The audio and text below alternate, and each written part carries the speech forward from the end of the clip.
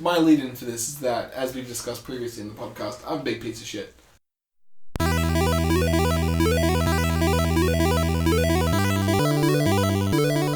Hi, I'm Alan. And I'm Russell. And this is Popculture Pontification. The show where we cough and whinge about being sick.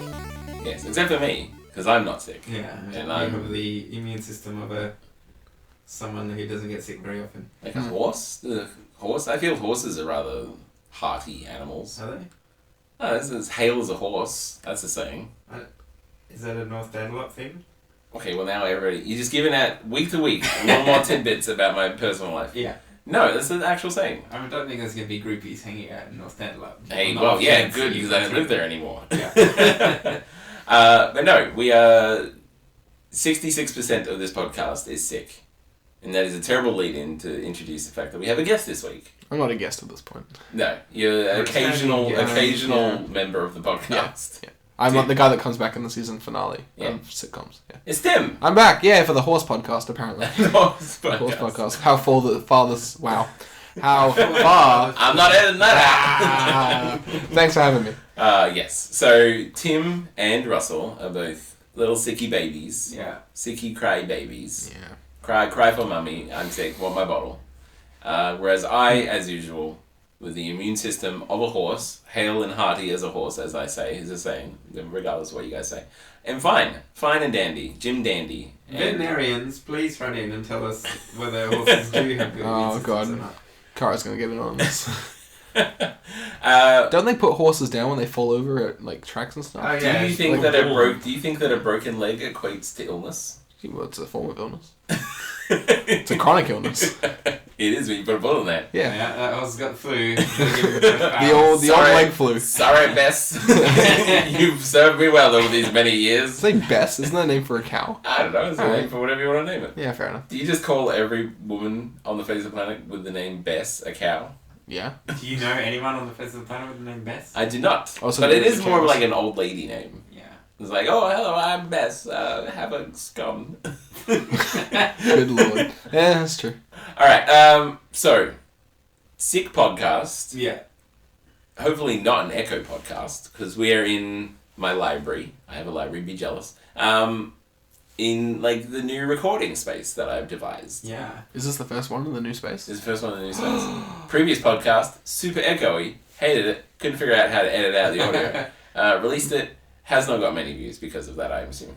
I am assuming that people would have to have started listening to it, right? Does it count, like, if you listen to the first 5 seconds of it, like, it's fucking terrible? Does that count as a listen? Probably. Does it have to be, like, more than 51%?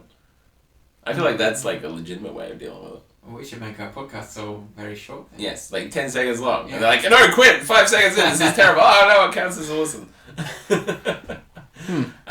But anyway, yes, so we are here in this, like, cozy space. Designed for 2, has 3. Yeah. 2 sick people. In an enclosed room with a healthy person. Yeah. What could go wrong? This is how the zombie apocalypse starts. This is how Walking Dead started. Putting your horse-like immune system to the death. That's it. I do rarely get sick. Humble brag. Hashtag humble brag. There's nothing humble about that. No, hashtag brag. Hashtag brag about it. I very rarely get sick. I am a hearty, healthy individual. Like a centaur. Yeah, sure. Half human, half horse. Yeah. The best of both worlds. Yeah. Immune system wise. Yeah, but Alan has the horse head and the human legs. He's that kind of centaur. Yeah. Hey, so you're saying I'm BoJack Horseman? Sure. Yeah, you have no idea what that is. Never do. It's not really a compliment, though. No, he's a bit of a dick. It's an animated he's... series. Very funny. You should watch okay. it. Yeah, I don't know. I feel like I could pull up a horse torso off. I don't think you could. I don't know. Is it like my normal body and then from neck up, it's horse neck up? No, I feel like just like where your ribs end, from there. So he's got horse legs. I got horse legs. I got horse. Hooves. I got human legs. Yeah. But my arms are the front legs of a horse. Yeah. That's going to be very awkward. Yeah. Their shoulder joints are not designed to be used Manual in that manner. dexterity, nah. You can be like this. Oh, that's not my podcast. Yeah. You can't do They're it. going to be like this. Yeah, Yeah. Alright. Where are the nipples on a horse? Would they be lower down? So would he? They are, yeah. I wouldn't have nipples. So you just wouldn't have nipples. No nipples. No milk for the. This actually brings up an interesting question I have. Here we go. No, because a major deal with like people who do marathon running and like all that sort of See, thing like nipples. is like they get nipple chafe from like the shirt. They bleed from the nipples. This is the thing that have people put band-aids That over is their true. nipples because of all this sort of business. Do professional runners, male runners, I'm assuming, go like, let's just surgically get rid of those nipples. Take a point of concern out of my life. Because on a man, the nipples serve no purpose, unless you're into that. Or are all long-distance runners super into nipple play because of their poor shaved nipples? This is the question I pose to you. I guess from The air of silence in the room is happening. I just kept talking until one of you guys looked like you were going to say something. I'm talk in about disbelief. something related to pop culture. That is something that plagues me, though. Why don't they just get That's their nip nipples culture. surgically removed so they don't have to worry I'm about willing it? to, I'm willing to stake. Make them better runners. I'm willing to Less stake weight. every cent that I have to say that no one has done that to be a better runner. I guarantee you people have taken their own nipples off. Oh, probably, yeah. People do weird shit, but not to be better runners. But people like shave their bodies and get electrolysis all over their bodies to be like better swimmers. Yeah, but it grows back. Do you know what electrolysis It is? doesn't grow back, does it? No, it doesn't Yeah. grow back. But that's not a big commitment, like not having nipples. If I had the option of not having nipples, I'd take it. Really? What purpose do they serve? So you don't look weird when you take your shirt off? Yeah. Well, I'm fine with that. It's like fingernails. Fingernails serve a purpose. Imagine not having fingernails. It's But they serve a purpose. What? It helps you pick stuff up. Otherwise, you just Well, have these touching weird, things. you have these weird nubs on the end of your finger. Drop a coin on the floor. Fucking, that's the end of that. I'm never seeing that the coin whole again. the whole world would just be covered with coins because no one could pick them up. Anyway, these are the things I think about when driving around in a truck all day. Yeah. Jesus. So now Happy that to be we've back. had a bit of an introductory banter, I hope this. I enjoyed that. I enjoyed our little banter there, even We though got it was good mostly banter. me. I bring the banter to the podcast. You do. You're a banter. I'm a banter hog. You are. Yeah. You've infected us with banter and horrific germs. Yeah. One, maybe both. Okay. Partially, I guess the reason why I'm sort of going in weird tangents here is because I am in my new house, which is where we're recording, and finally I have this room set up for the podcast in our comfy, what were these, like wing armchairs? I don't know. If I know, ask Yeah, him. they're just, Tim, you got interior design degree. They're IKEA chairs. Correct. Yeah, But they're comfy IKEA chairs. yeah, they are. I'm sitting on a Tim IKEA. is sitting on an kitchen IKEA chair. dining table chair, yeah. Because I only How much did two this chairs. chair cost you, Alan? Not as much as these armchairs. Yeah. But yeah, but the reason why everything's all set up and everything's all like assigned and organized in here in that regard is the fact that I do not have the internet and will not have the internet for the foreseeable future. So I have very little to talk about pop culture wise because I have no access to anything new. Is that why I'm here? No, Tim, you got brought on as a guest because Russell thought he was going to be too sick to attend today, so it's just going to be you and me. See, because when you messaged me last night and you were like, "Oh, come be on the podcast," I was like, "Yeah, sure." And you were like, "Russell's too sick," and I was like, "Oh, sweet, Russell won't be there."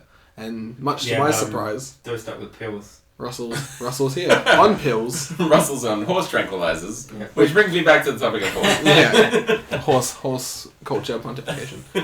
Anyway, so I have got very little to talk about. So every now and then I will just interject with a tangent or like an embarrassing story about my childhood or something like that. It's much like the normal podcast.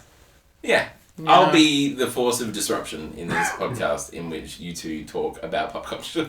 So that was our first cough of the podcast. it was, yeah, a little. I don't Little know if the mic muffled- picked that up. It was a muffled real muffled cough. I did it into the elbow, which is meant That's to the be way. one of the Yeah, that's best the way you ways do to- it. I can do a loud cough and then lead into my great story, which is directly related to how bad my cough is. Okay, Yeah, yeah. I'm gonna edit it out. So Okay. Oh, fuck. Cool. So yeah, it's been horrible, holding right? that in. Yeah, it's been like tickling, and now Russ. And now, oh no! Now it's you've my gotta turn. do it. I don't have to cough. Ha, ha, ha. Yeah, whatever. So okay, Apologies for the coughs. I'll edit out as many as I can. Nah, it's important for this story though. You gotta 'cause- bleep them out. Leaving all the curse words. I'll leave it on Yeah. Beep all the coughs.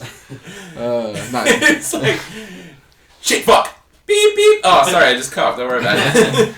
Tell us. Okay, I'll paint us a word picture. I'll lead us into a funny banter, and it's not going to be a word picture because I always flood my words. So you do. It's going to be like a word etch-a-sketch done by a small child, like a finger paint.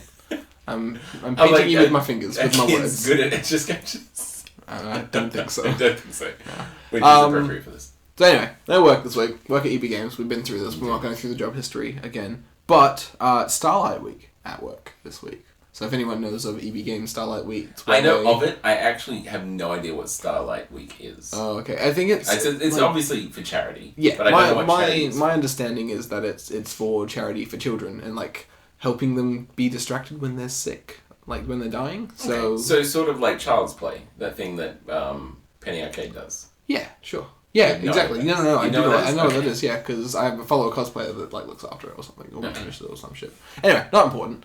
Starlight Week at work this week, and we had my partner and one of our friends come down to my store to help, like in cosplay, to help promote and collect donations for Starlight. Yes. Your lovely fiance. Lovely fiance. Big cosplayer. Big cosplayer. Our friend Astro Carey. Quite small cosplayer physically. Big in stature. No, just physically. Like stature in the community. No. I'm just trying to compliment here. Oh, okay. What's that LOL character that she cosplays? Oh, Jinx? Jinx. Yeah. Does a great Jinx. Yeah. If you've got a hard-on for Jinx from LOL, yeah. I know someone in real life who can dress up to look creepily like that character. Disturbingly close. A lot of people took a lot of photos. Not all of them full body shots, but that's another story. So anyway, we're at Starlight, and our friend Carrie is there as well. Big cosplayer. She's big cosplayer. She, spoiler alert, is more than likely going to be on the podcast next week. Oh, that's very exciting. I've invited her along. Hopefully she can make it. Yeah, I'm going to send her a link to this, so now she'll feel pressure to attend. Pretty much, yeah. Anyway. Quick question, sorry to interrupt. Yeah, no, go for it. It'll Carrie's No, she's sitting where you're sitting. This is bullshit. I don't give a shit about Tim, but Carrie's a special guest. Yeah, fair enough. You need to get a special guest chair. Not that one. An even more uncomfortable chair. They should sit on the floor. Yeah. And it's like lean up into the mic. Anyway. So our friend Carrie helped out as well. Carrie's obviously probably I'm gonna say Perth's most famous cosplayer. Probably. There were, at her own words here, I've asked her about this before, there were more popular ones who were here. Yes. But they have moved over east of Australia to like Melbourne, so yes. I mean, Fran and what's her face? I'll take your word for it, Russell. Yeah. Good old Fran. Good old Fran. And what's her face? famous cosplayer. Yeah. She came by as well. But anyway, they were standing outside, handing out balloons and stuff because they were big balloon giving out because they're kids and stuff, and kids like balloons apparently. Yeah, I like balloons. Well, there you go. But these balloons, of course, we had to blow up, and because I wasn't out there giving them out, I was blowing up the balloons with my mouth, as you do, because we didn't have a pump. So I'm sick and I'm coughing, and I'm like... I love like the mental image of a kid. Were they like on sticks? Yeah, they were on sticks. Yeah. I love a kid thinking that it's helium, and then go, "Mommy, look, it's helium," and then like breathing the air in. So, funny story. So I'm really, really sick. I was more sick than I am now at the time. So I'm coughing, I'm blowing up balloons, I'm pausing to cough, then I'm blowing the balloons back up. Basically, these big balloons of my like sickness are walking around the shopping center. I know. You're patient zero. I'm patient zero, and all these little orbs are filled with my bacteria, and it's wonderful. It's like a creepy indie video game. Pretty much, yeah. But so these like shitty teenager kids come up to Carrie, and Carrie's got a stick, like a bunch of balloons filled with my bad bacteria and horrible sickness. And these kids come up to Carrie, and they're like, "Oh, what the fuck are you supposed to be?" Blah blah blah. And she's like, "I'm a fucking crusader. I'll fuck you up." And just talking shit with them. Excuse the language. And I don't fucking know. And talking shit, and then they grab a balloon. They give their 50 cents for the balloon, which was good that they did that. Instead of just harassing her. These balloons are on sticks, so obviously they're not full of helium.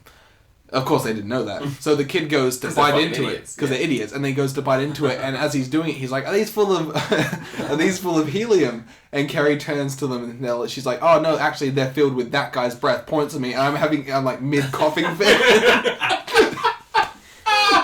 So this kid's got got this balloon filled with my air in his mouth, and I'm like, behind the counter, and like the look of horror on his face. Yeah, he just came back from Asia. It's been real sick ever since. We don't know why. So funny. And all of his friends were like horrified because they all had balloons, and they were like, "Oh, thanks," and walked off. And Carrie just like burst into laughter. It was so funny. So these kids thinking that that balloons were full of helium and they were going to suck in my nasty cough breath. I was really hoping the story was going to end with, like, she waited until they took a lungful and then goes, actually. Yeah, well, that's the funny thing is that she was going to do that, but then she realised as soon as she'd been into them, they would just explode in her face anyway. So she really dropped the ball, but it was really funny. So now, we should say what they were cosplaying as for those curious. Oh, yes. Carrie was cosplaying, as you mentioned, as a Crusader from Diablo 3. Correct. Her latest and probably... Award-winning, yeah. She won Oz Comic Con's Perth Championship of Cosplay, like the World Championship of Cosplay qualifier for Perth. So. And your lovely fiance was cosplaying as Princess Peach. Princess Peach. Way more popular than probably more recognizable to little children. It was intimidating as well. Yeah, the kids was terrified of Carrie, but then they were like, "Oh my god, it's a princess!" And of course, Cara like sort of hams that sort of shit up. And she's like, "Oh, princess," and then they don't know who she is. Oh, Mario! Pretty much, yeah. And didn't even say that. They were just like, "She has a crown. She's a princess." And the parents like, "It's Princess Peach," and the kids are just like, "I don't care. I want a hug." So yeah. And now she wants a baby. No. What an awful noise to make when I mentioned you having a baby with your fiance. Do you really want to put me with a kid? Yeah, you don't like children at the best of times. No, God no. I don't like people. It's true. You barely tolerate us. It's true. Now, Russell, what would you like to talk about this I'd week? like to talk about pop culture. Well, that was pop culture related. That was games and EV. And it was about story. Charity, This Russell. is, again, Russell just cracking the whip. Yeah. Just My next story is about ass. Dragon Ball Z. He's going to be so upset. So Dragon Ball Z is not part of culture? Yes, it is, Russell, and current pop culture, because the series is still being released. That's it. So in your face! Eat a dick. I have been watching the new series, actually. Yeah, me too. It's past the manga now. It's really interesting. I just... We're gonna... Fuck you, Russell. Yeah, absolutely fuck you. I waited until, like... For those... There's fucking gonna be blowing the audio out on that one. For those wondering... listeners, about your ears. I'll dim it down as best I can. Dragon Ball Super Yep. is the new Dragon Ball series that is being released. Correct. And it basically spent a bunch of time going over the two canon movies that got released, and now it's into its sort of it's into its own thing now. Yeah. And so I was like, started watching it when it first got released, and then I was like, this is just fucking shit compared to the movie. Yeah. Like graphics wise, it's a fucking bag of ass compared to the movies. And they've changed the whole story up, and it takes so long to get anywhere. Yeah. So I just fucked it off for like 18, 19 episodes. Yeah. Or however many episodes until it took to get past the two movies. And then I picked it up, like right at the top of where they have this big tournament going on. Yeah. And this is where it's good. Now it's really good because great. there's this like tournament going on between like gods controlling the playing field and all that sort of stuff. Yeah. And it's really good. And the last episode I saw before I came here and had no access to any of it because I have no access to the internet or anything. Yep. Is one of the most recent episodes where Goku, and this is not going to mean jack shit to anybody who doesn't know anything about Dragon Ball Z. Like Russell. Who's on his phone. Went Super Saiyan Blue. Yep. And then went Kaioken. Yep. Then he went Kaioken times 10. Yep. It's a little bit ridiculous. Little overkill. A little bit overkill. Granted, he was attempting to move faster than time itself to fight a guy who can stop time. Yep. Which is interesting. That whole final fight, I believe, hit. The guy's called Hit. Yeah. The whole fight between him and every other fight can go suck a bag of dicks. Yeah, it's fantastic. The fight between the whole plot line because Vegeta fights Hit. Yeah. And just gets his shit wrecked. Yeah. And then Goku after Vegeta does really well. After doesn't Vegeta usually does happen. super well, yeah. Except in the very first fight we ever see Vegeta in, where he kicks 7 shades of shit out of everybody. Yeah, that's a great fight. And he's the fucking best fight. Anyway, Vegeta fights Hit, gets the shit kicked out of him. Yeah. And I was like, oh, this is interesting. Like, Super Saiyan Blue just got the shit kicked out of him. This guy's fucking tough as tits. Yeah. And then Goku spends the time watching that, and he's like, I can't figure out the trick he's using or whatever he's doing. Then goes in there, and like turns out Hit can pause time. Yeah. For like 1/5 of a second. Yeah. And then because he moves so fast, that's enough time to go in and fucking demolish his opponents. Yeah. And he's amazed that these guys can hold up as long as they can, which is like 10 hits and they're down. But Goku like figures out that he's pausing time, and then like uses like predicts where he's gonna be. Yeah, he uncharacteristically uses his brain to work out how to beat an opponent, as opposed to just, I'll just power up more. I'll hit him. I'll punch him. I'll punch him harder. And then I'll let him go, and then he'll attack me, and then I'll accidentally kill him. Yes. But he like predicts, like, based on his own stance, where he's going to attack from. Yeah. And then when he pauses the time, he reacts quick enough to block the hits, and then eventually he can, like... He overpowers him. He overpowers him. Yeah. And it was a great arc. Yeah. But I never saw the end of the fight, because I have no internet, so I have no idea how I haven't seen the last thing, but it's been out for a while. I'm pretty sure Goku forfeits. I'm pretty sure. Because that's what Goku does in big fights. He's just like, I'll forfeit. He's just like, nah, you can have the prize. Yeah, no, well, not even that. He's just like, my 10-year-old son will take care of you. Don't worry. You're the threat to the whole universe. Alright, we're not going down that path. Yeah. Of Goku being a terrible father. Russell, you lost complete interest in what we're doing. What would you like to talk about, Russell has spent that entire time looking at the books and comic books I have on my shelves. No, I also checked my Marvel Puzzle Quest. I got a Sam Wilson Captain America unlock. So there you go. Can I just force review Russell to do all of Dragon Ball Z? From Dragon Ball Episode 1 to the end of GT. I haven't even watched all that. Really? You haven't watched all of Dragon Ball? No, it's really? very dull.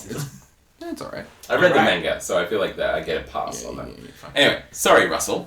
Because that was an amazing fight and I haven't talked about it on the podcast yet, because Tim hasn't been here. Yeah. What would you like to talk about? Well, are you familiar with the term burying the lead?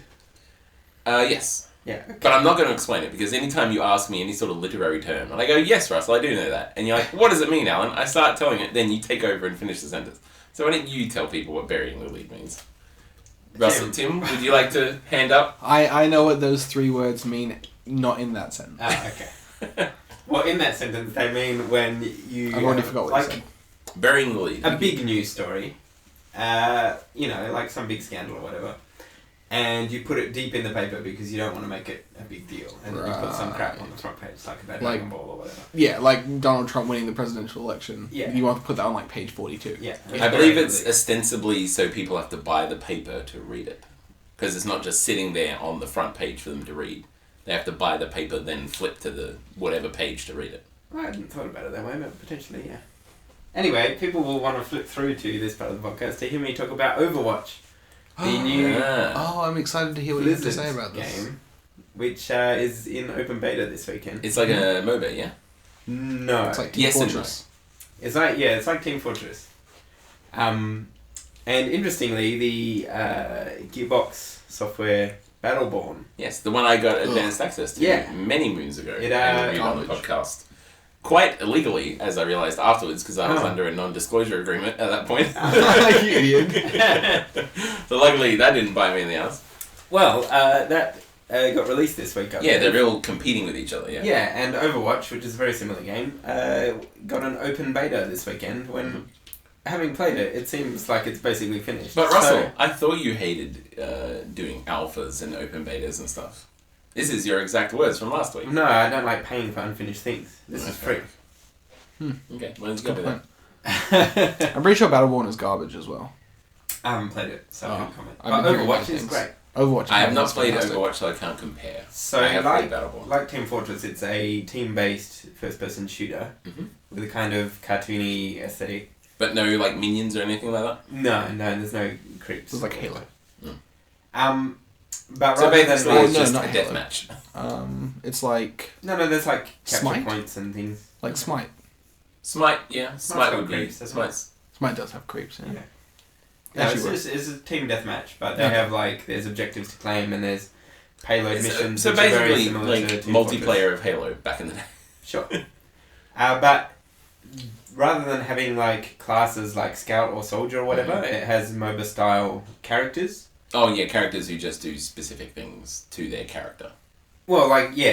It's not like there's a heavy class, And then No, there's like a gorilla called Winston who is like a hyper intelligent gorilla. Who wears like a mech suit and has an electric gun and stuff like that. Yeah. And there's lots of different characters like that. I think there's about 20 characters. And I'm sure they'll release more. yeah, down the track, I'm sure they will. There was like a controversy when it came out about how all the women, were like hypersexualized and stuff like that. Yeah, there's a lot of like skin tight uniforms. And their response to it was to release what looked like basically a big heavy lesbian character, the female heavy, as it were. Oh, I know the character you mean. I think her name's Zarya or something. I don't know her name, but their response to like all the women in the game being like super thin and sexy and was to release like a big butch woman with pink hair who carried a minigun. Yeah, she's pretty cool. I'm not saying she's not cool. I'm saying that was their response. We're like, look, everybody. I'm pretty sure they also represented. I'm pretty sure they also took down the artwork of the one character it was just like all ass. And Yeah, they there changed was her pose. a character called Tracer who yeah. is like a youngish woman with a very She's pretty fit. attractive figure. And her ass is still there. They just like a peach. They didn't change her character model. No, but there was a they have like highlight poses and stuff. Like at the end of the round, whoever did the best play gets, it says, play of the round or whatever. And it'll show the character first of all, and they'll be doing whatever. They'll do like a little spin around, get double guns to the camera. And there was a Tracer one, which she was doing that classic like 90s comic book female character pose. I'm just like, oh, look at my butt. You could like, it was full on butt right in your face. And then she was like turning so you could like sort of see her boob as well. I would love if we did a video podcast so people could see you attempting to do that pose. Yeah. While sitting in a wing chair.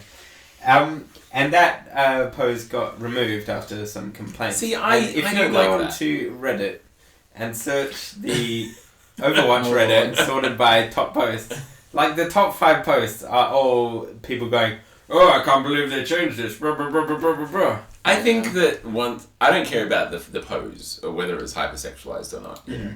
Because all of them, I haven't done a huge amount of research into it, but there's a lot of men in there who are like super duper hunks and all that sort of super buff dudes and all that sort of stuff.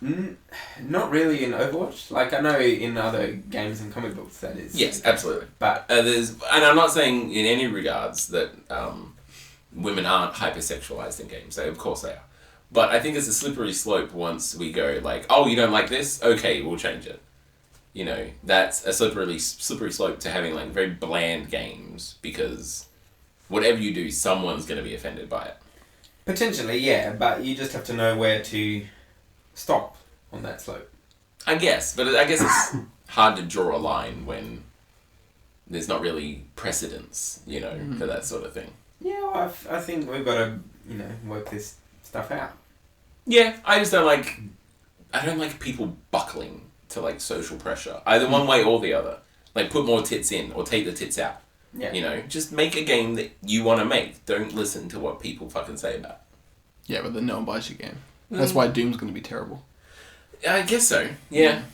But like the hypersexualized characters have existed in all forms of media for all time.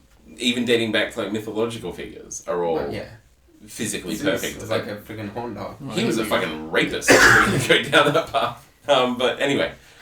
Like Hercules, even back on the urns and the Statue of David and all that sort of stuff, all super hypersexualized. Anyway, that's a podcast in its own right, and one that I'm not probably learned enough to say enough things on. Well, I want to know.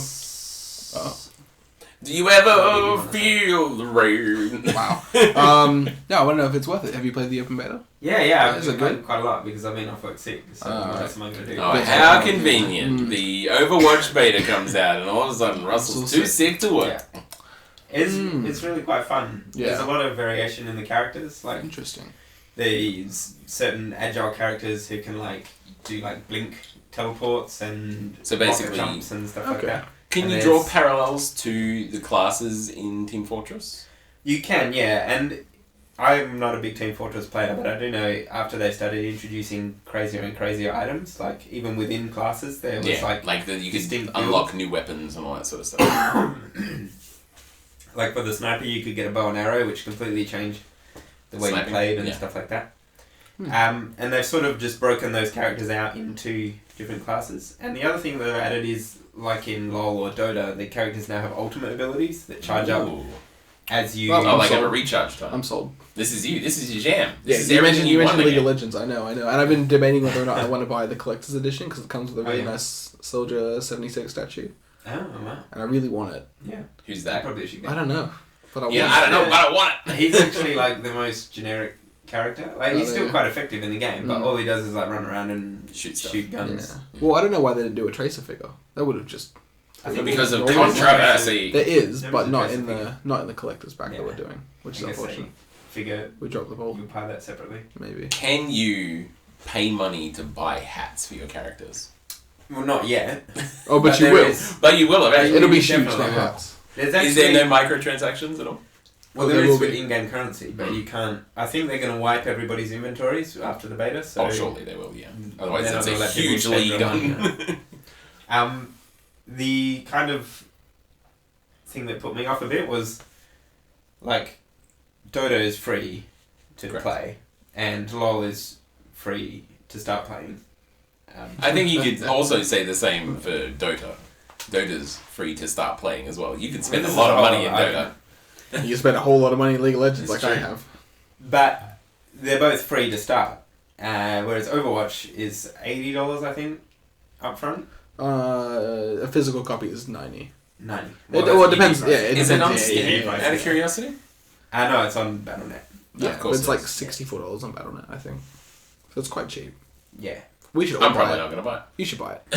We'll play I'm together. gonna buy it. I've never We been could able. do I've a never let's been. play in it. We could do a let's play. In it. Oh, and there's teams of 6, so yeah. You can And find 6 people. and great segue in if you're done talking about that to talk about my let's plays that we've been going Oh, over yeah, sure, let's extraordinarily briefly because we've talked about them in the past. Which are extraordinarily popular. Yeah, let's go for it. Ridiculously, Yeah, Overwatch is good. On this evidence, I'm going to Recommend. buy it. reckon you're gonna buy it. You're gonna lay some Wow. hot cash out. Come to my store and order it. You get a Baby Winston figure for free.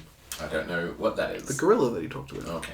You can just like steal that and give it to me. Yeah, I know. I used to be AV. I know how these things work. Well, I'll briefly touch on the let's plays because I'm sure we have other things we want to talk about. But and also I don't want to fucking harp on about it. But I am just up want to brag about your bad views. oh humble brag. No, very recently, I have started releasing them quite frequently, and I released episode 5 on Friday, and it is now Saturday. Mm-hmm. And this is going to sound like a pittance to anybody who has even a moderate amount of YouTube notoriety.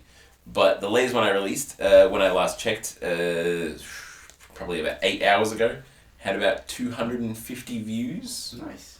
Jesus Christ. Which It's ridiculous. Which is no shots to the face. No, God no. Which is the other YouTube channel I put up many years ago. But That was It's great a- content. I'm quite happy with the notoriety I've got. I'm not really, like, marketing it anywhere, you know, except, like, whenever I release an episode, I post it on the Final Fantasy subreddit and on the gaming subreddit on Reddit. And that's pretty much it. And on Facebook. And on Facebook. Which brings me to another thing. We can stop talking about that now. We have a Facebook page. Facebook.com/popculturepon. And whenever I post, I'm usually the one who posts the updates to it. Either because I'm the one who uploaded the podcast or I'm the one who's uploaded the Let's Plays, all that sort of stuff. And I post it on there. And what I've done up to this point is I used to like and then share it to my personal Facebook page. Mm-hmm. Back when we only did one thing a week, which was that. And I thought that was fine. I'm not really bugging people with that. Yeah. But now I'm releasing something 4 days every day. And I released the latest one on Friday, and I was about to share it on my personal Facebook page. I'm like, I'm probably annoying the shit out of so many people on my Facebook group by doing this. Auntie Laura or whoever. Yeah. I don't give a shit. I'm sure everybody else in my fucking Facebook group doesn't give a shit either. So I was just like, no, I don't want to be that guy, you know, so I've given up on that. Well, I think it's still the... You've never done it, Russell. Oh, I have occasionally. Very, We had very a rarely. particularly good episode. Yeah, I occasionally share your things. You'll like a post. I always like the posts. You always like the post. You're rock solid in that regard. Yeah. I try to keep my Facebook feed, Pristine. Yeah. Oh, yeah, I did the same top thing. quality. Top quality. Yeah, Top shelf. Yeah. But yeah, that's pretty much all I've got to talk about. The only other thing I have to talk about is I was so bored I sat down and watched Birdman the other day. I like Birdman. Which is a movie that, what's his name? The actor? Michael Keaton. Famously known for being, was he the first Batman? Well, he was the first movie Batman. First movie Batman. Oh. Wasn't he Batman's butler? No. No, that's Michael Caine. Yeah. Yes. Yeah, I got You're getting there. All these old white fucks just look the same. Yeah, it's Birdman. Which is, I'm not going to talk about because it's years old now. Wow, it's like 2 years old. Which is fucking a century ago in pop culture. It's like old, irrelevant shit we talk about in this show. Yes, true. I just don't want to get down that path because I'm just taking up precious minutes where you guys can be talking about stuff that you've experienced. Because I got fucking diddly shit this week. So, go for it. Go for your life. That's all. You just noting that you've now watched Birdman? I've now watched Birdman. It was an odd movie, and I'm not sure what to make of it. Out of 10? I'd give it probably like a 6. I'm sure there was like a lot of nuance there that I didn't really get. Because it's very... I don't know who the director is, but it was a very unique filming style.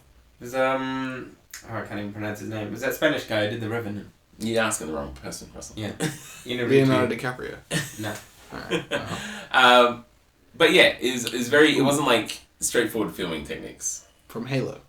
As a Covenant. What the fuck are you talking about? What are we talking about? Revenant. God damn it, Tim. Well, I would like to talk about a trailer I saw today for... Actually, there's 2 trailers.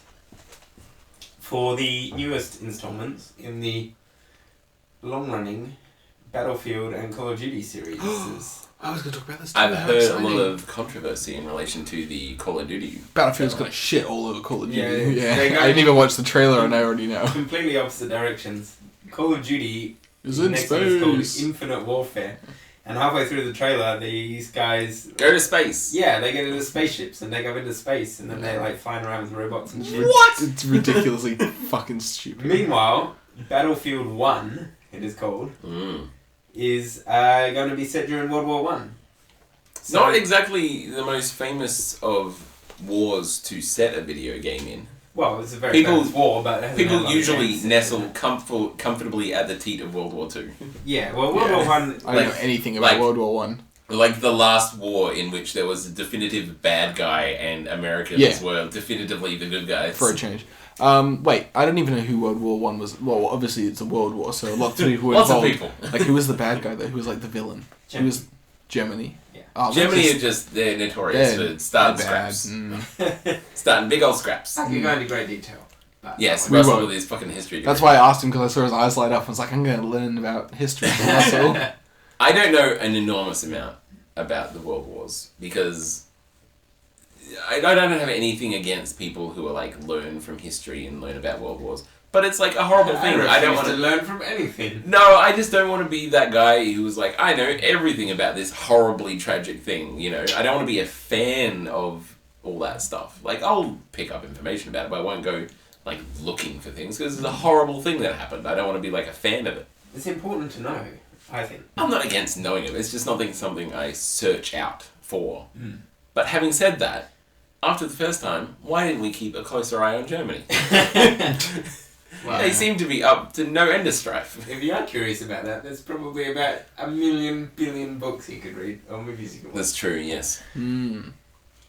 Anyway, the reason World War One hasn't been in video games quite so much is because it's pretty static and miserable. There was no like big heroic moments. It was just everybody being shell-shocked and having a terrible time. Yeah, you sat in a hole in the ground while it rained and then like shells fell on you. And your feet rotted off.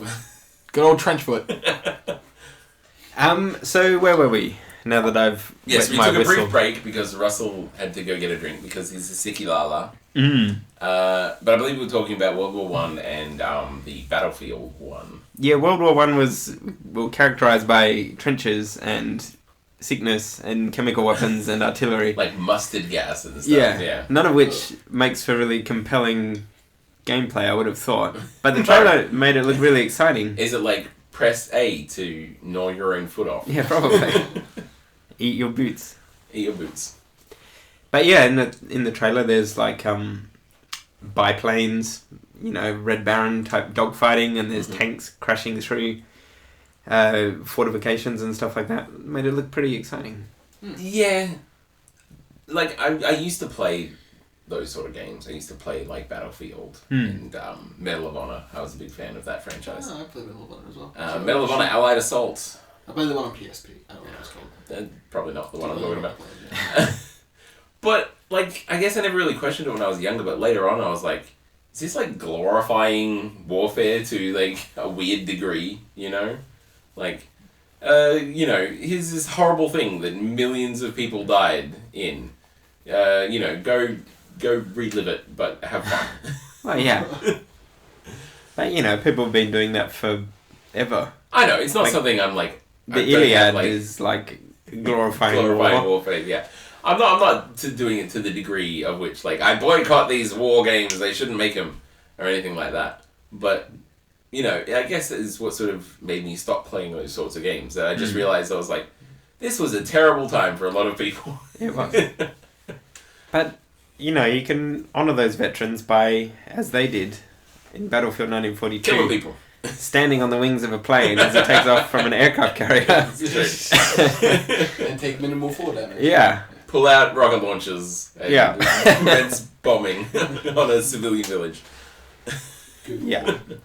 Battlefield, like, they announced Infinite Warfare, and everyone's lost their mind because everyone loves Call of Duty, apparently. Yeah. It's the same game every year. Yeah, basically. And now it's in space. Now it's the same game in space. Like, oh my god, they're in space. And then the Battlefield trailer came out, and everyone's like, well, COD's fucked. Like, they got no chance. And everyone just swaps sides instantly. But everyone that's coming to work, because we're doing pre-order for, obviously, for Infinite everything. Warfare. But for everything. But it comes with the remastered Modern Warfare. Yeah, Modern Warfare. And which is what people actually want. No one gives a fuck about Infinite Warfare. They're like, I'm like, oh, you're pre-ordering Infinite Warfare, and they're like, yeah, that's one that comes with COD 4, right? It's like, yeah, that's one that comes with COD 4. I had one guy who was like, I'm just gonna throw the other game in the bin. I don't want that piece of garbage. What the fuck fights in space? What a load of shit. I want COD 4. But the whole escapism aspect of Call of Duty is that you're this fucking hard-bitten soldier, like, on the ground, kicking ass, taking names, shooting Nazis, shooting bad dudes. That's it. And then, like... Shooting Chechen they've separatists. they've got my Star Trek all over my Warfare game. Yeah. That's why people don't care. People who play that aren't the same... Well, there probably is a bit of crossover. Aren't the same people who, like, go play Dead Space and stuff like that. Who knows what 12-years are into these days? It's true. I just don't think there's a lot of crossover. Fucking your mother, there. I believe. Yeah, they do. A lot of 12-year-olds fuck my mum. She's gets around. Yeah. Especially those Call of Duty cuts. Yeah. But yeah, so what campaign are you firmly sitting in, Russell? Well, I probably won't buy either because I'm a cheapskate. But Battlefield, if I had to choose. War games are garbage anyway. So. Well, yeah. For me. Not for Russell, obviously. He's a Big fan of the old, the history. Yeah. Back when I used to do LANs, like in-person LANs with my CRT monitor. Back in the day. This is back when you look like a pizza delivery boy. That's true. I look like a pizza delivery boy. That's why we all have strong backs. So Yeah, the CRT delivery CRTs around. You're looking at me like I didn't do that. I'm not that much younger than you. I had a CRT. Anyway, I remember your fucking enormous CRT. Yeah. Yeah. Anyway, no, sorry, that's somebody else I'm thinking of. I'm sure you had a big one too. I had a friend of mine at these It's not LANs small. who had Average size. a 30-inch CRT. Oh, jeez. It was like a fucking beach ball, this thing. And he used to lug it to every LAN. Good lord. But yeah, back in the day we used to that was all we played, was Medal of Honor, Allied Assault, the Stalingrad map, which is a small enough map because there was only like 5 of us. And I know the layout of that map like the back of my fucking hand. You're so cool, Alan. so cool. So cool. I'm glad you pulled yourself out of that like downward spiral. I still would play. I'd still play it. Yeah. Alright. Those same guys from like 5 years ago contacted me when I was in Melbourne recently. And they're like, oh man, we've booted up Call of Duty online. We've like found a hack around to like do local multiplayer online for the old Call of Duty Allied Assault. We wondered if you wanted to come in. I was like, oh man, I would actually really like to do that. But I'm in Melbourne right now. And I haven't heard from them since. So I think they thought I was just flipping them off. Yeah. Anyway, what else have you guys been up to recently? Looking dead at me, so I guess that's my cue. Well, you said you had another thing you wanted to talk about. It's not as exciting. So, my lead-in for this is that, as we've discussed previously in the podcast, I'm a big piece of shit. Like, it's well documented that I'm just probably the most difficult. You took all the negative aspects of my personality and didn't add any positive ones of your own. Yeah. Just to be clear, you're going to use that as the intro of the podcast, right? Yep, probably. Okay. Yeah. Good. So yeah, once again, well documented that I'm a terrible person. Mainly that stems from my ability to refuse or to accept change and any other person's opinion. You have no ability to do that. Exactly, that's the problem. That's where it stems from. You said it stems from my ability to do that. I was like, you don't have an ability to do that. Shut up. My inability to accept change and to do. But you're terrified of change. Terrified, absolutely terrified. Hate different things. You had a panic attack the first time you tried to eat a burger. It's true. It's different. Every time you bring that up. It's because it's a great example. It's 20 years. How often do you make it? It's not important. It's not important. I'm going to get upset again. It's not important. Stop giving examples. Stop changing things. Anyway. Getting obviously, a bit intense in yeah, getting that Tim's got his fucking hackles up over here. Yeah, I'm fucking all defensive now. Anyway, growing up in the 90s, as everyone did, everyone fucking around me played Legend of Zelda. Mm-hmm. And growing up being difficult, not wanting to accept change, I just refused to play it because everyone's That's less refusing to accept change, more refusing to do things that other people are doing. Yeah, because it brings them happiness and I refuse to bring that happiness into my own life, and then I stick to it to such a point where I can't admit that I'm wrong because it's even worse. Yeah, you do this thing which I respect, which is that you'll say something and then you'll stick to your guns. Yeah. Like that time I said I was a vegetarian at work and had to commit to it for 4 years. Have I told you that story? No. Oh, really? This is a great story. Alright. So, I'm at work. I just started at Toys R Us, within a week of starting. And it was right at Christmas time and they did a Christmas lunch, but no one told me. And I'd just come in after eating lunch with like my mum or something because I started at 1. Got there and they'd have all this food out and the assistant manager, who was a really like bubbly person, comes up to me. She's like, "Tim, eat this food," and it was like Nando's and all this like just various meat products. And I was like, food you would usually love. Food that I love, and I had KFC and shit, and like watermelon. It was like my dream, and curries and stuff. It was wonderful. And I did nice buttered chicken. Fuck you. And it was all just Keen's curry powder everywhere. Keen's curry powder. Yeah. And she walked in, she said that to me, she's like, "Oh, Tim, have some food." And I didn't want to say, I panicked. I didn't want to say, no, I just ate. So the first thing to pop in my mind was like, how do you get out of the situation? I'll just say you're vegetarian. You're not going to work here after Christmas. And that's what I said. I was like, "Oh, I can't be vegetarian." She's like, "Oh, I didn't know that. That's interesting."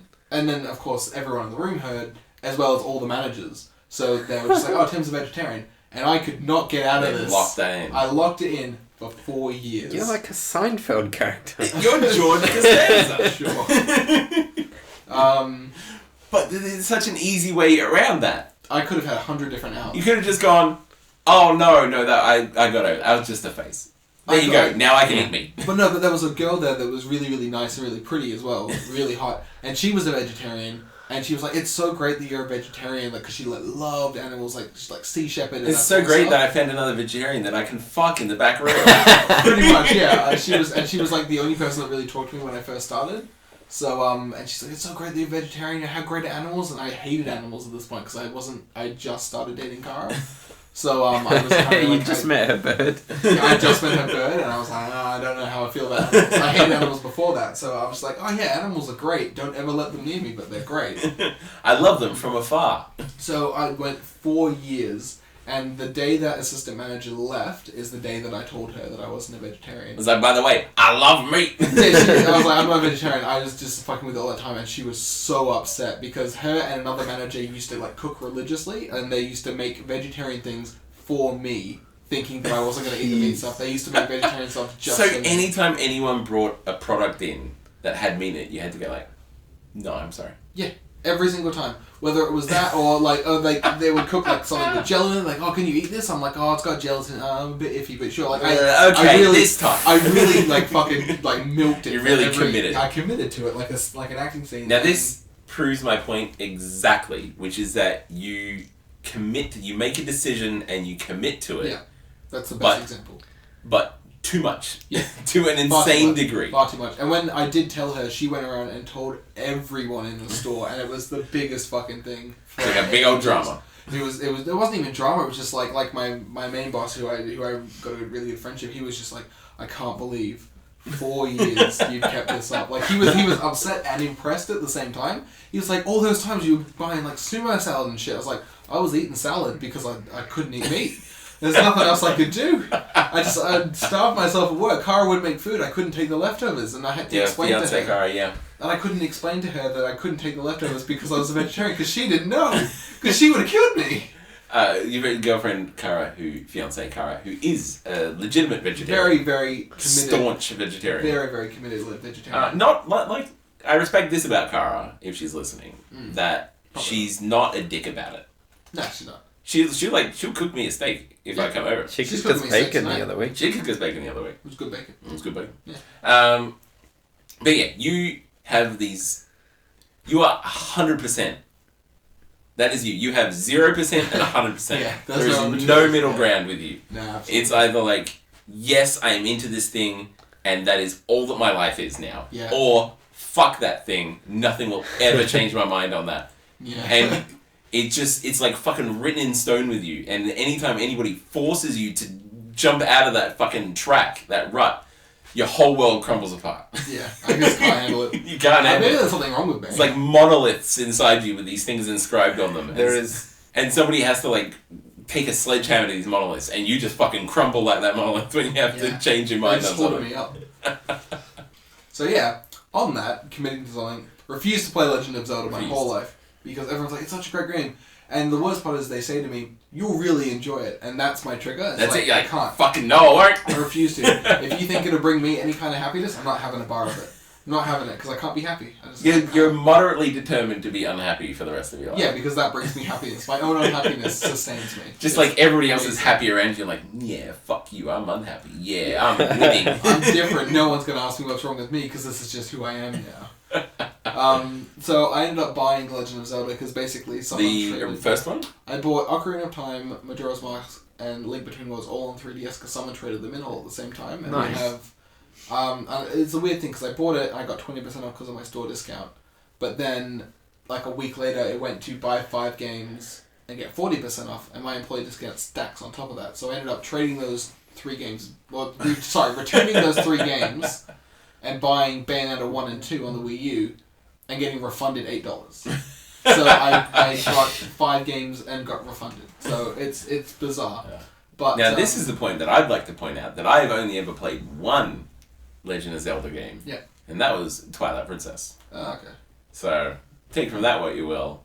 It was Link when he turned into a wolf. Fairies. Wonderful. I can't comment on It's pretty good. Was it? I have no point of comparison, but I've heard it's not the best game. Yeah, as soon as you said that, I was like, that's a shitty Wii one, I think. It is a Wii one, yeah. That no one liked. But I'm playing Ocarina of Time at the moment. This shit's hard.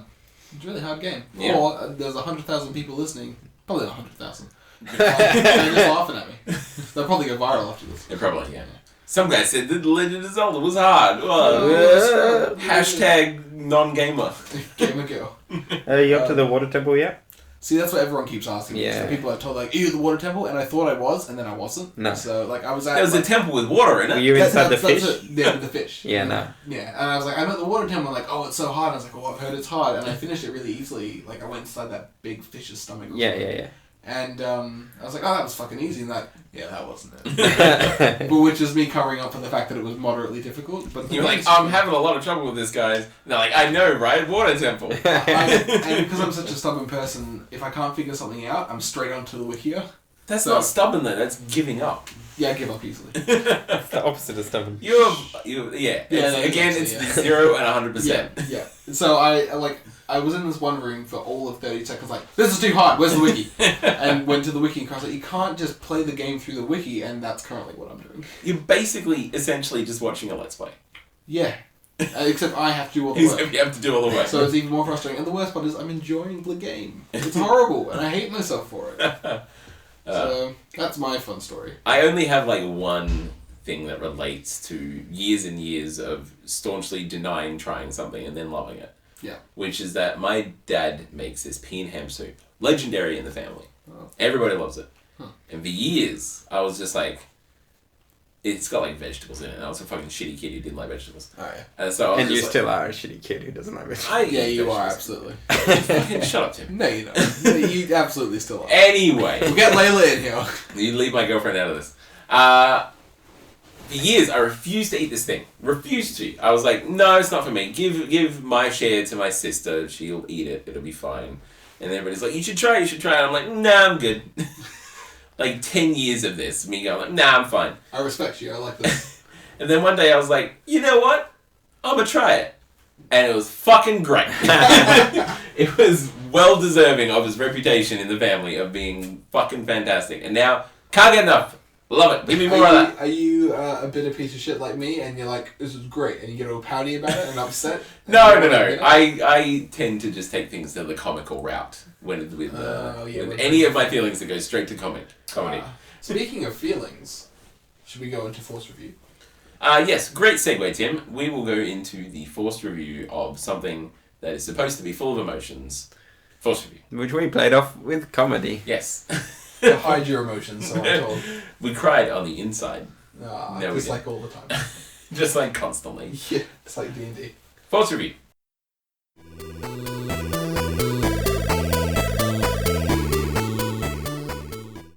Force Review, the segment in which this week, and hopefully in the future, people send in movies and games and books and stuff for both me and Russell to review. But otherwise, traditionally, it is Russell and I passing off things back and forwards to each other.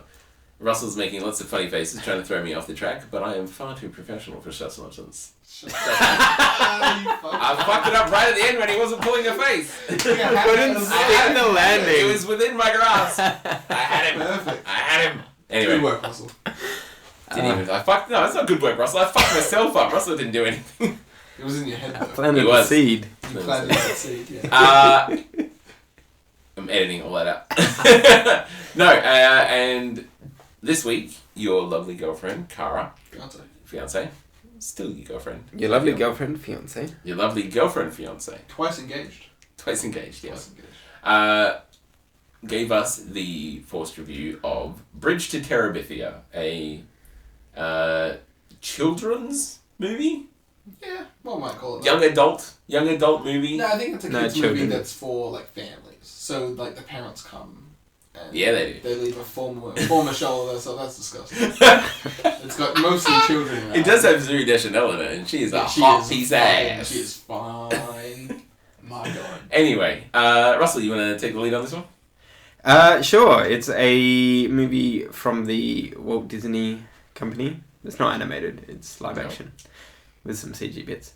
Anyway, it's about a shit-headed kid who lives with his 9 million sisters and his parents, including the T-1000, Robert Patrick. Yes.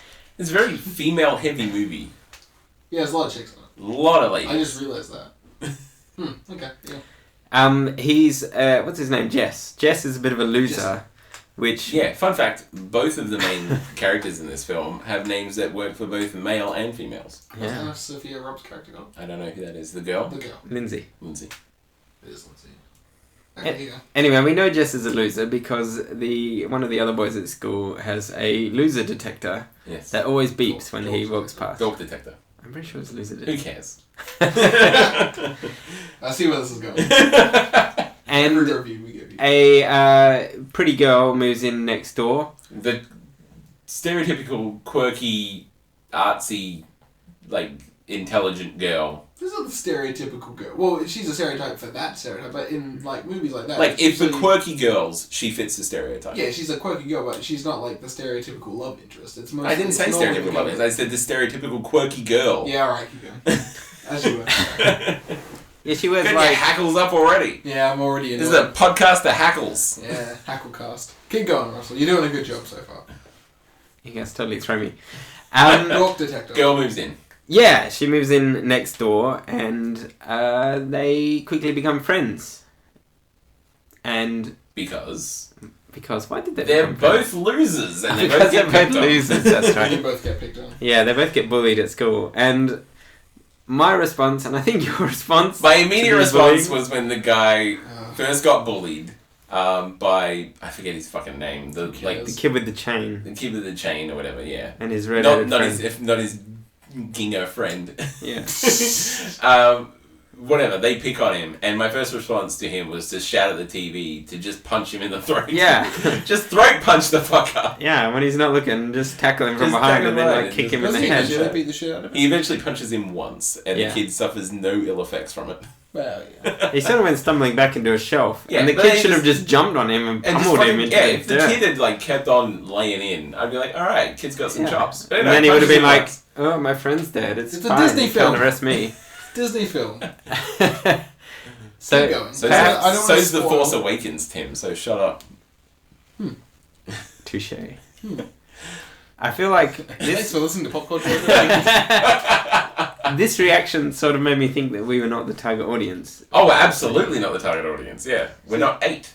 Anyway, This is so funny because I've only seen the movie once, and so far your reaction to this movie has been exactly the same as mine up until the scene that you'll eventually get to.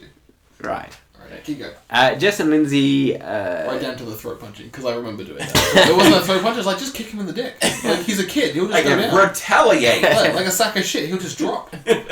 Anyway, Your dad's a Terminator. I Yeah, mean, that's come a on. Terminator, yeah. Take him out. that I didn't get.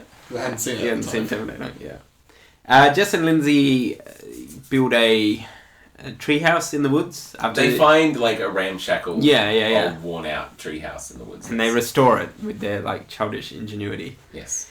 Yeah. And in their minds, they imagine the magical land of Terabithia. Mm-hmm.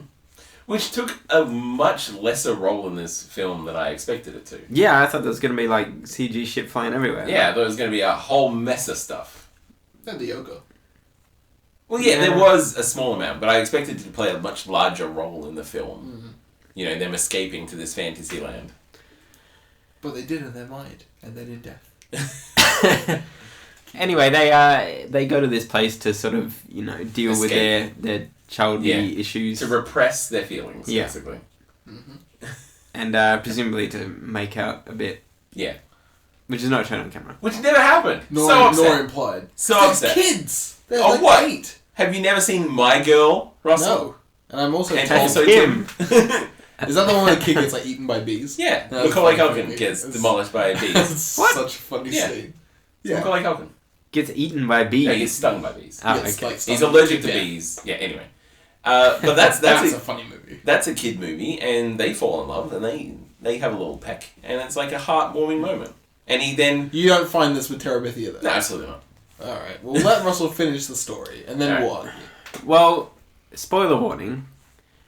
Every Force review we've ever had has had spoiler Yeah, warning, like, but episodes. I feel that this one you really have to spoil the movie to talk about it. Yeah. Because 2/3 of the way through the movie, Jess gets taken to the museum by his beloved music teacher. Super creepy. Super hot. Super hot, but super fucking sus. He missed Flip his the opportunity genders, there. the Flip teacher the would have been genders. arrested. Flip the Absolutely. gender. Absolutely. You're Yeah, right. it's really weird. Same reaction when I watched the movie. I was like, why the fuck is she taking him to the museum? This is weird. She's not even spoken to his parents. Yeah. No, she just took him. She kidnapped him. She kidnapped a child. And then when he gets back, they're just like, where have you been? And he's like, with the teacher. With the teacher. And they're like, He okay. asked his mum while she was asleep Yeah. if he could go. Yeah. And he was like, yeah, it's good enough. Yeah. The old white guy. There was like, if a teacher, Different. she ostensibly wanted to take him to this art gallery. She was the music teacher. She Yeah. was the artsy one in the school. And he drew a lot, and he was very artsy. And she saw his drawings, and she wanted to take him to the museum to show him all this art and be like, Yeah. expand his mind in the world of art and all that sort of stuff. You know what you do when you're a teacher and you want to do that? You send a note home. You organise it through the school. A phone call, a text message, a facsimile, just anything. Yeah. Just something. You don't kidnap a child. Hi, boy, who obviously has a crush on me. Yeah, do you want to clearly has a crush on me. your parents say it's fine for you to come out with me? Okay, cool. I'm a 25-year-old extraordinarily attractive fucking Yeah. woman, and you're a kid who's clearly got a crush on me. Yeah. Like, come hop in my car, let's go to the city. Yeah, she went to her museum, if you know what I mean. Yeah. Because she's older than him. Yeah. That's the joke. So on that touching note, Anyway. what happens when he gets home, Russell? When he gets home, he finds out that Lindsay went to Terabithia without him, but... Plot point we forgot to mention, they get to Terabithia by swinging over a river on a rope. Yeah, an old rope swing that they find. And it's fucking broadcast hours ahead of time by him going, rope's pretty old, probably break. Yeah, and then a bit later in the movie, the creek sure is high today. No, it's probably fine. He gets home to find out that Lindsay drowned in the creek off camera. You never see her again. Never see her again. She's dead. She fucking did. I really expected her to be in Terabithia. Like, he goes back over, and it's like, and it's his mental projection of her or something. I was really disappointed at the end where he puts the crown on his little sister, and I'm like, that's not the Queen of Terabithia. It's Anastasia Robb, the bitch from Willy Wonka, the bubblegum bitch. I never watched it. Which, but yeah, what really... Violet Beauregard. Violet Beauregard. What... That was Drew Blueberry. Yeah. Shut up, it's not relevant.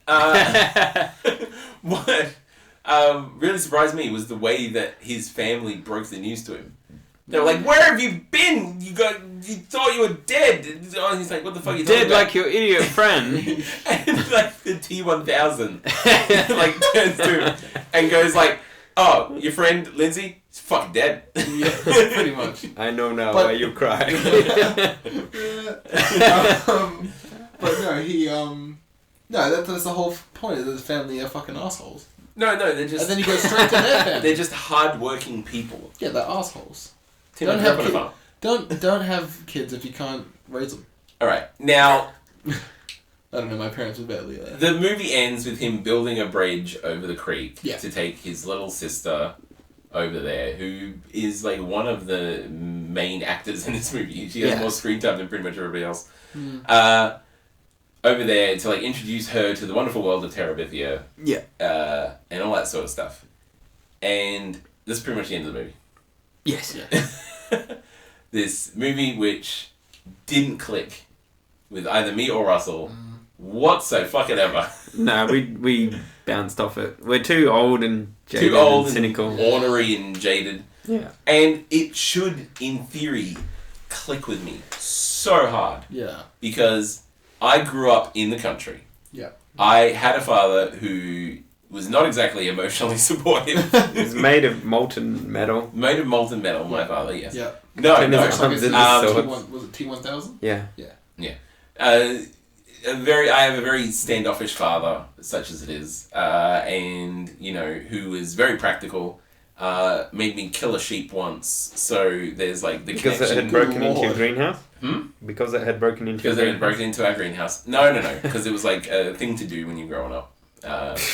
Okay. Hang on, was this like the Spetsnaz? Did you have to raise this lamb from a baby and then kill it? No. We were just, my family my mother's side of the family, who grew up on a literal farm, were slaughtering sheep for food.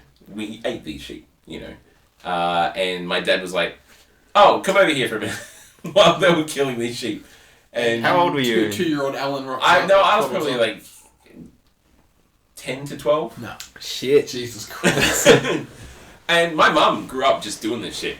My mother grew up on a farm just killing chickens, all this sort of stuff. But killing the sheeps and pigs and all that sort of stuff and cows were like, it was a man's work. It was man's work and all that sort of stuff.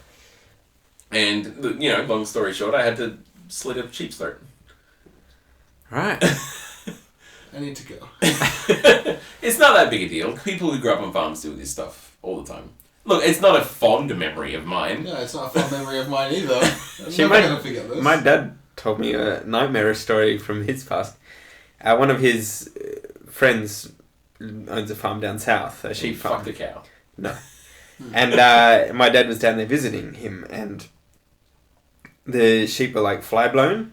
Yeah. From paddock. It's very you got to dock them. People who don't dock them, they can get fly blown without being docked. Yeah, but you have no idea what I'm talking No about. idea. Anyway, fly blown is when sheep shit gets caught in the fur, and sheep have long tails if you don't cut their tails off, and the sheep shit gets stuck in the fur and like mats in, and then flies lay eggs in the feces, and then it's sort of like maggots come out.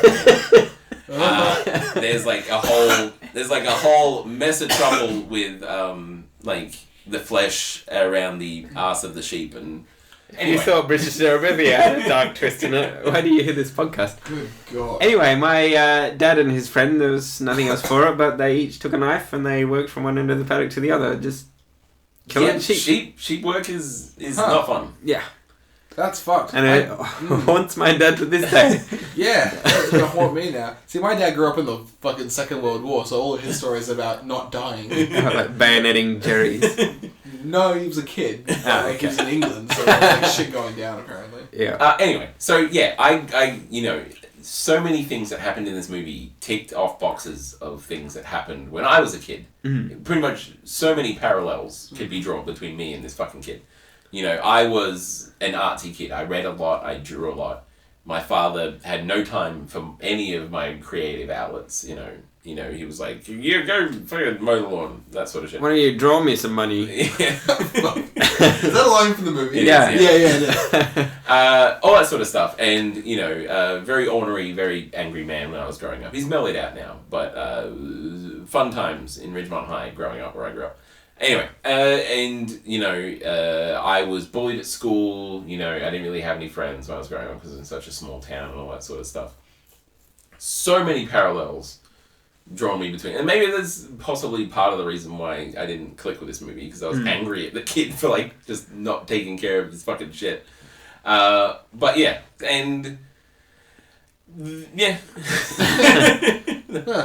And it's just, so I should have clicked on every level with this kid, but the whole time I was like, stop being a piece of fucking shit. Somebody's bullying you, just fucking punch him in the throat. Just take care of business. Yeah. Yeah. And we kept drawing, I suppose if we watched it alone, it would have been different. Yeah, I feel like because you watched it with Russell and you were bouncing off each other's... We were joking about the whole movie. We knew it was a sad movie going in, so we made up the story before we started watching it that we're not going to feel sorry about these kids dying or whatever because what did we say? Well, before the movie started, immediately before the movie, all of the main characters had all got together and kicked their dog to death. Oh, yeah. Alright. And so we didn't feel any sympathy for them. Yeah. Jesus. And we're like, and it's not even a dog that was attacking someone, so they had to kick it to stop it. It was just a puppy. Yeah. It was a seeing eye dog puppy. Yes, and they kicked it to death. So then we went into the movie with that barrier around us. So you built up a wall. See, this is maybe why I connected with it more, because aside from the fact that I watched it with Kari, who's a very emotional person, it was the beginning of our relationship. I had no idea what this movie was, and I did exactly the same as you two. I made fun of it from the time the movie started to when he got home, and they were like, "Oh no!" We were watching. Bitch is dead. Well, no, just before that, when she runs away the last time he sees her, and he looks back, and Kara's like, "See, now he loves her," and I was like, "Oh yeah, I can kind of see that." The music and the setting, "Oh yeah, I'll see that." And then he goes to the museum, he comes back, and I was like, "Oh." He had a fun day with his fucking pedophile teacher. What a weird scene that was. And I was like, shh, just watch. And I was, wait and see. Yeah, pretty much. And all these police, and I was like, oh, fucking hopefully his dad died or something. And then they're like, oh, the girl died. And I was like, oh, no. And we have a running theory that took more weight as the movie went on. That all of the fantastical stuff that you see in Terabithia, all the magical things that happen, is just him playing along.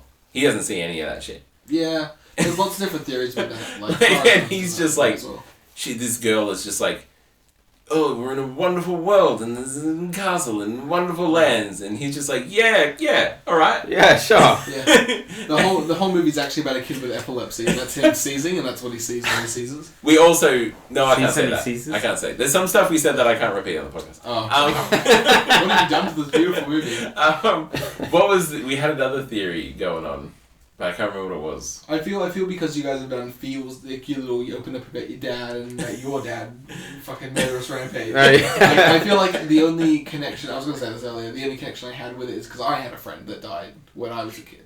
Like, okay, yeah, I have quite fortunately never had that happen. Sarah, I think that's, and it was like really fresh when it happened. Like, we were still teenagers when she passed away, but it was still fresh. And I think maybe that was why it hit me how it did. That's what the other theory we had was, that the reason why she's escaping into this fantasy world and is so creative and like keeps making up stories and stuff is because her dad like touched her and stuff.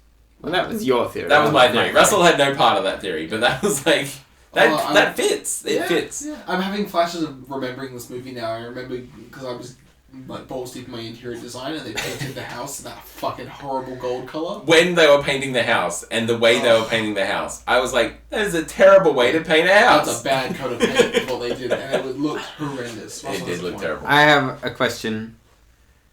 What happened to the wife? The wife just sort of disappeared after the wake. She was there for the house she painting. went in after it. But yeah, and then like the husband's driving away in the car, and she's not there. I think they got a divorce, or she moved away. Well, that happened very quickly, and they didn't mention her. Here's my main problem with the He ending. killed her and buried her under the house.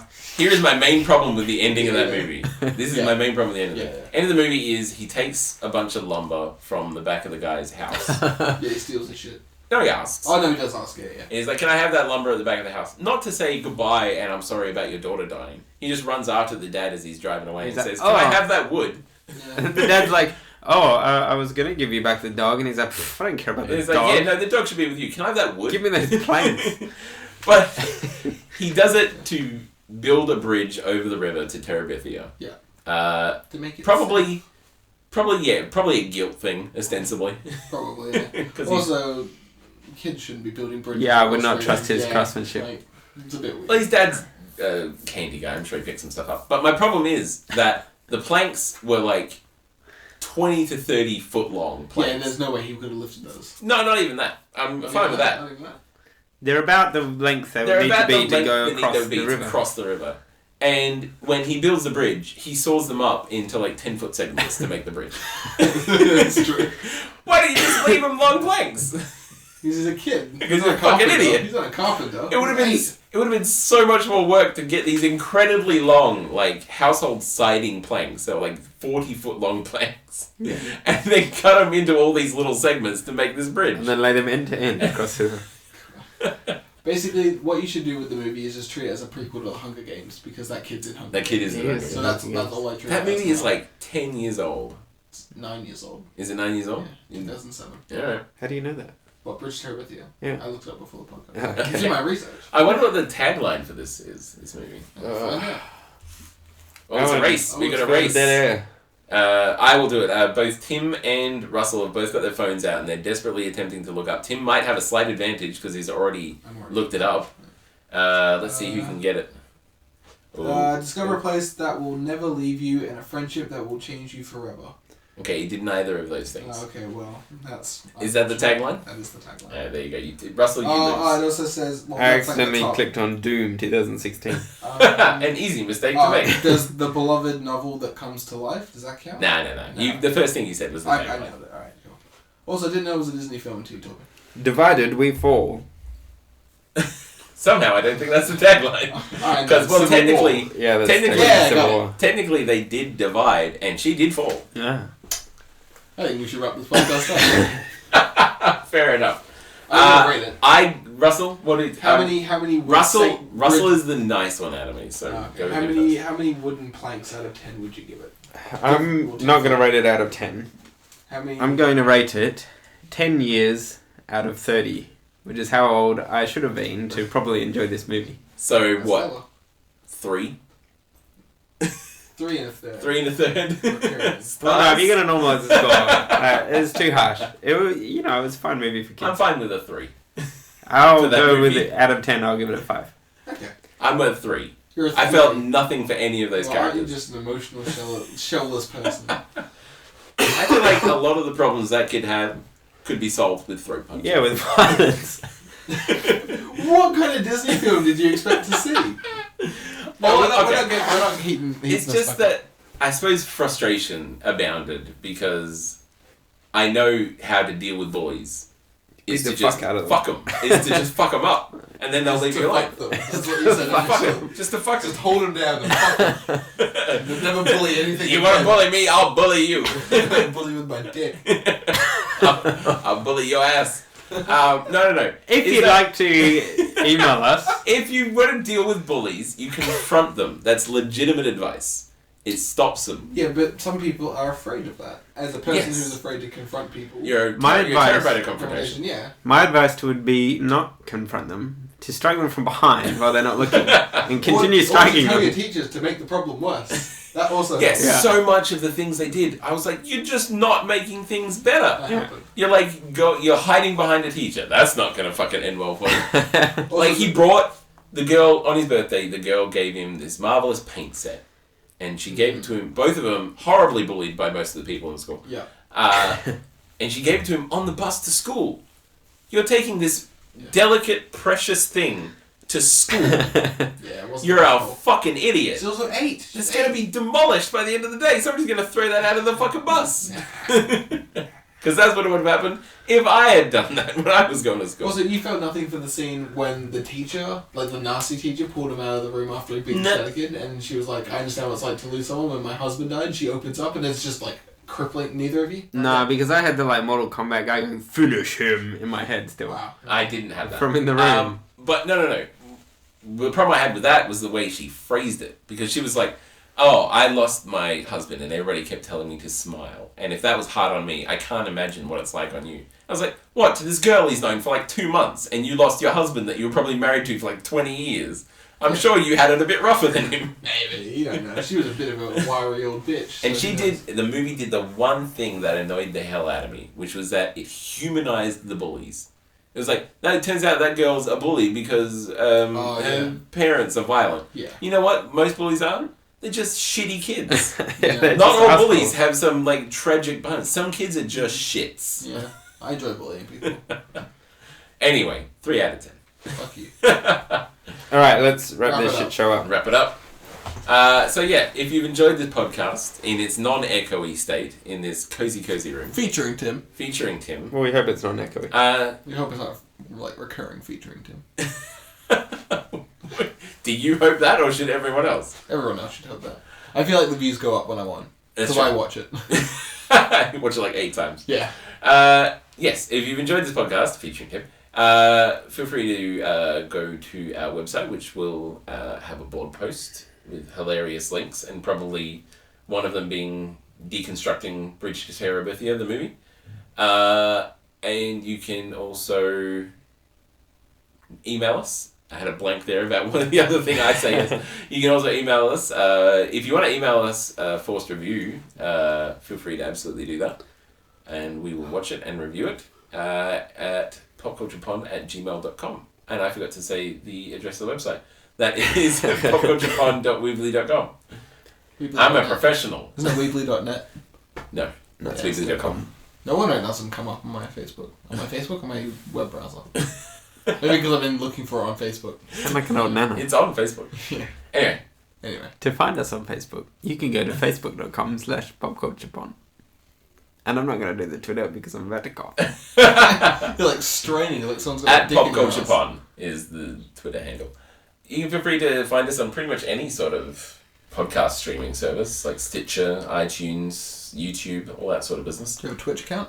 We do have a Twitch account. Ah, see, I made one to try and stop you. Did you really? No! I listened to the podcast where you did it, though.